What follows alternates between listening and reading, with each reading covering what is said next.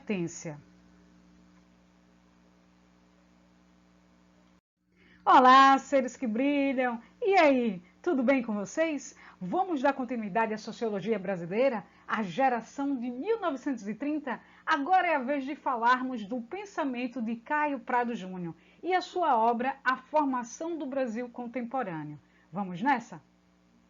Lembrando sempre para que você abra o seu livro de sociologia lá no capítulo 9. Aqui estão os tópicos que já abordamos: interpretações sobre a formação do Brasil e a geração de 1930, que eu dividi em duas partes para ter um pouquinho mais de atenção para falarmos desses autores que fazem parte dessa geração. Na aula anterior, você viu Sérgio Buarque de Holanda e agora é a vez de vermos a sociologia de Caio Prado Júnior.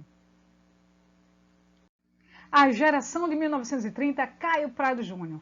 Olha ele aqui, o Caio Prado, que nasceu em São Paulo. Caio Prado é filho de fazendeiros, né, de uma família aí do café, uma família poderosa. E o Caio Prado é visto como aquele que virou as costas para os ideais da família, né, justamente por criticar a forma como a produção e como o capitalismo vinha se desenvolvendo.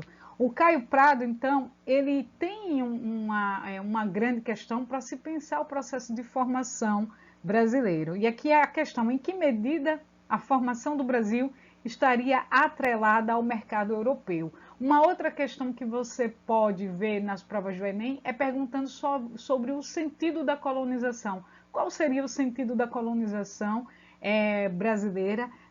Essa é uma das indagações que o Caio Prado faz. Ele que assume um método marxista, um método materialista de ver a história e ver o movimento das coisas, é esse método que vai mostrar que as coisas elas não são lineares, elas provocam contradições internas, antagonismos, né? As coisas são dialéticas. O Caio Prado ele vai observar como é que o Brasil se integrou a uma dinâmica maior relacionada à expansão marítima e comercial europeia.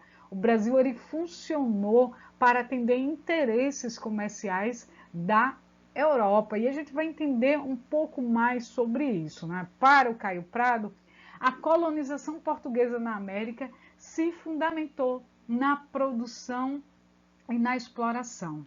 E isso a gente vai entender que ele faz uma crítica observando o Brasil colonial e o Brasil imperial e as suas relações tratadas ali com Portugal, com a própria Inglaterra também.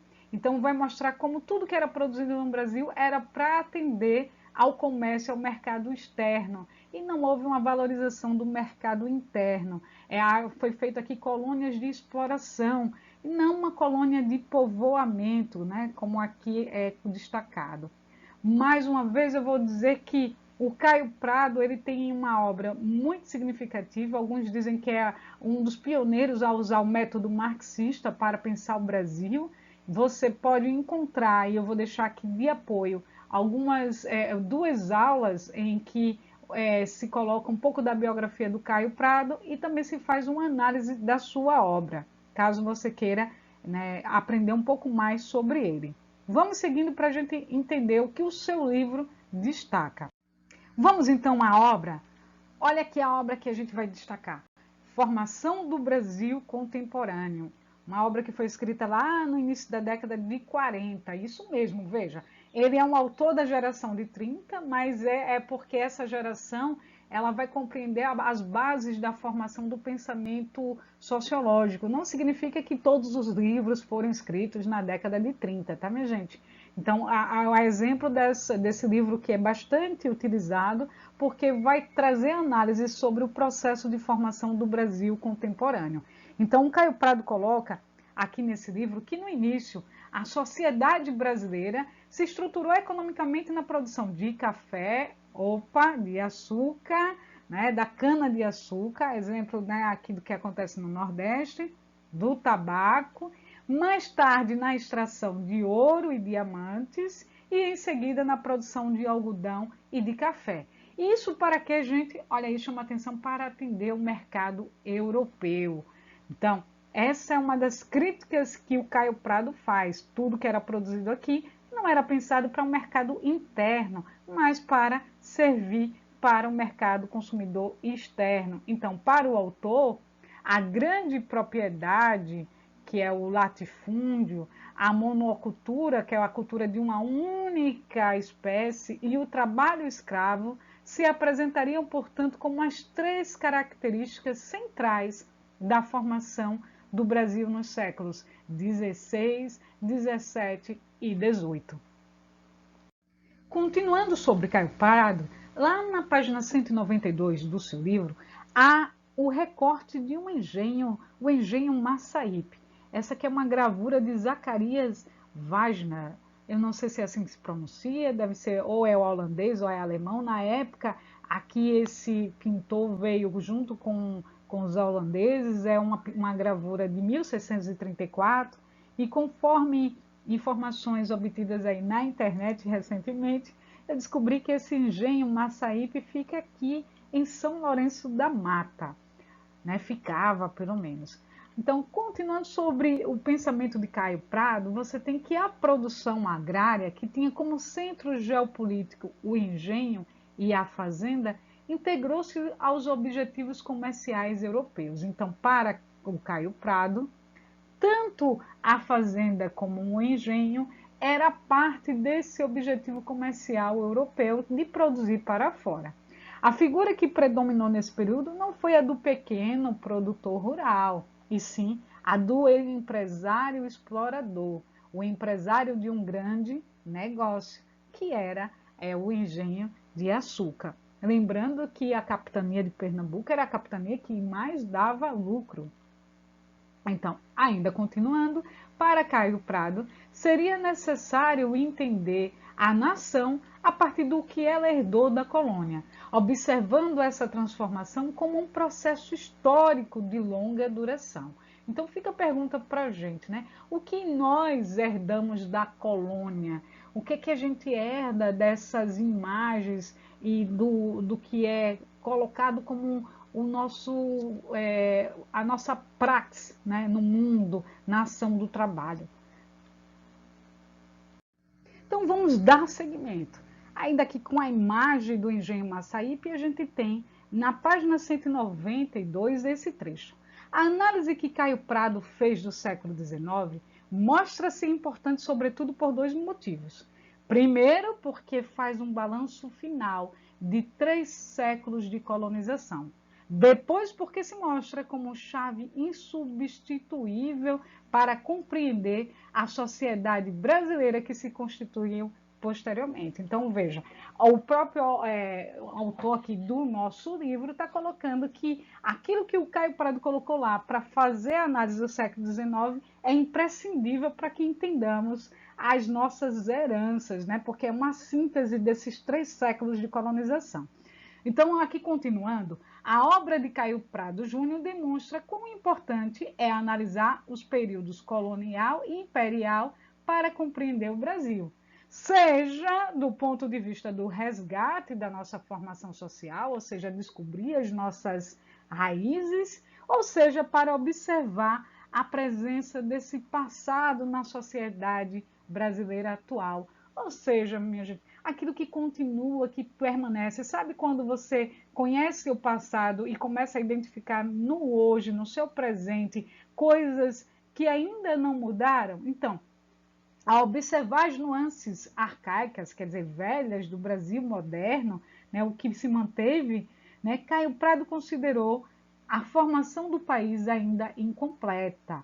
Presta atenção, vou chamar a atenção, né, aqui para esta questão. Ficou até redundante, presta atenção.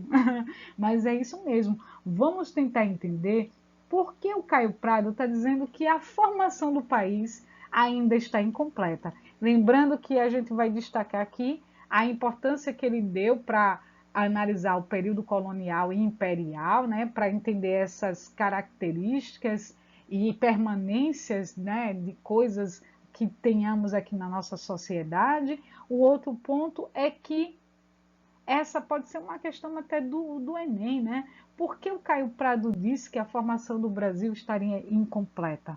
Vamos ver no próximo slide? Então temos na página 193 a resposta da ideia de que a nossa formação estaria incompleta. Acompanha comigo. Essa incompletude se deve, na visão de Caio Prado, à permanência do Brasil em um papel de subordinação e dependência em relação a outras economias. Gente, será que essa questão que o Caio Prado está trazendo ainda é atual? Vamos analisar.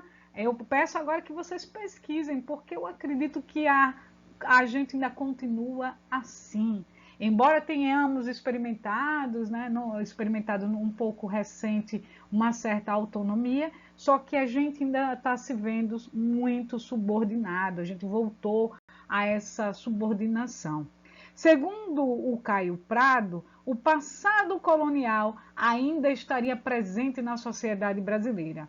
Ele observa, por exemplo, que o trabalho livre não teria se organizado em todo o país, conservando traços do trabalho escravo.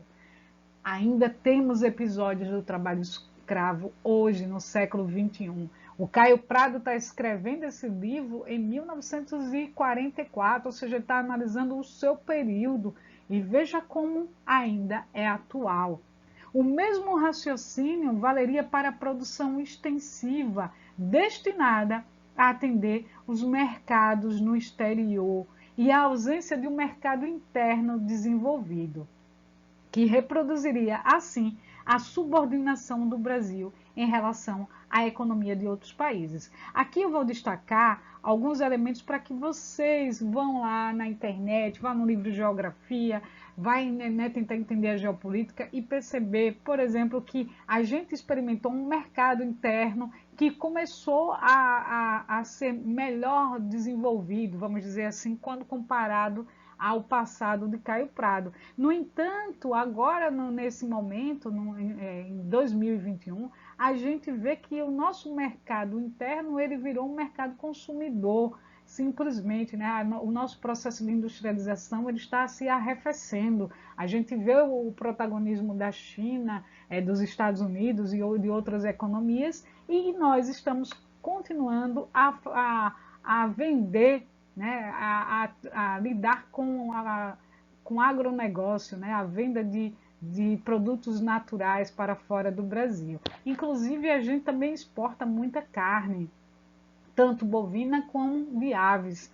E a gente está vendo que a população brasileira, por exemplo, segundo alguns dados, reduziu 67% o consumo da carne aqui internamente. Isso por quê? Estamos vivendo um período de crise, uma crise financeira e de uma inflação que anda muito alta. Então, só para a gente contextualizar, veja como Caio Prado ainda é muito interessante para pensarmos o Brasil. Meus seres que brilham, esta é uma aula mais curta sobre o Caio Prado Júnior, mas é porque eu vou deixar uma outra videoaula, um vídeo de apoio aqui que eu peguei na internet para falar desse autor. E também vou colocar um resumo da obra dele. É isso, missão cumprida por hoje. Espero que vocês tenham compreendido a importância do Caio Prado.